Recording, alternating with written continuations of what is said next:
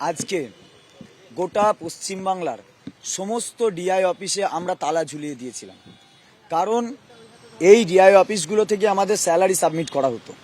যে ডিআই অফিসগুলো শুধু আমাদের স্যালারি সাবমিট করতো না, আমাদের পাশাপাশি অযোগ্য অবৈধভাবে ঘুষের বিনিময়ে টাকা দিয়ে চাকরি পাওয়া যে যাদেরকে আমি শিক্ষক বলতেও প্রস্তুত নই, তবু অযোগ্য দিয়ে শিক্ষক বলতে হচ্ছে, তা নাহলে আপনারা বুঝে উঠতে পারবেন না বলে তাদেরও স্যালারি সাবমিট হতো। তাই জেলায় প্রত্যেকটা জেলার যে ডিআই অফিস, আমরা আজকে প্রত্যেকটা জেলার ডিআই অফিসে তালা মেরেছিলাম। আর তারপর আপনারা বাকিটা আপনারা জানেন যে আমাদের উপরে নৃশংসভাবে পুলিশি নির্যাতন চলেছে, এবং তারই প্রতিবাদে আমরা আমাদের মঞ্চের পক্ষ থেকে আগামীকাল সমাজের সমস্ত স্তরের শিক্ষক, শিক্ষাকর্মী, ডাক্তার সহ সমস্ত স্তরের সরকারি কর্মচারীদের এই প্রতিবাদে এবং আমাদের ন্যায়ের প্রতি উচ্চকিত হওয়ার জন্য আমরা একটা প্রতিবাদ মিছিলের ডাক দিচ্ছি।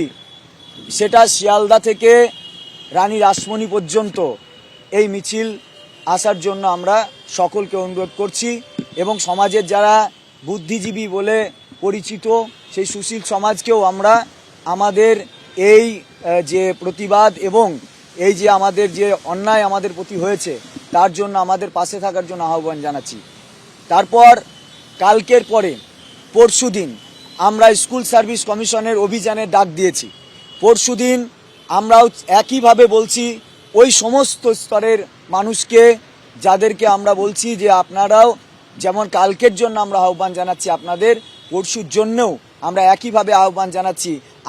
আমরা আপনাদেরই সব কলিগ ছিলাম, আমরা আপনাদের মতোই সরকারি কর্মচারী ছিলাম, কিন্তু অন্যায়ভাবে আমাদের সঙ্গে যা হয়েছে তা আপনাদের সঙ্গেও কোনো না কোনোভাবে হতে পারে।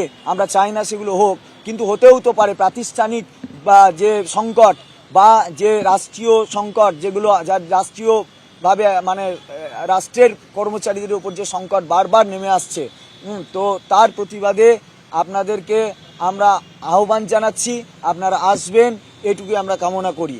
আর কালকের মিছিলটা কখন শুরু করবেন? কালকের মিছিলটা আমরা 12টা থেকে ডাক দিচ্ছি। 12টা জমায়েত শিয়ালদা স্টেশনে রানী রাসমণি পর্যন্ত আমরা ডাক দিচ্ছি, এবং আমরা কালকে রানী রাসমণিতে মিছিল করার পর আমরা এই কলকাতাতেই থাকবো।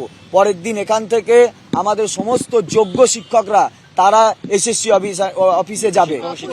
যোগ্য শিক্ষক, শিক্ষিকা, শিক্ষাকর্মী, আমাদের সঙ্গে শিক্ষাকর্মীরাও আছে। আপনারা জানেন যে একটা স্কুল চালাতে গেলে শুধু শিক্ষকরা চালান না, শিক্ষকরা তো সামনে থেকে পড়ায় মাত্র, কিন্তু তারপরেও অনেক কাজ থাকে যেগুলো শিক্ষক, শিক্ষাকর্মীরা করে থাকে।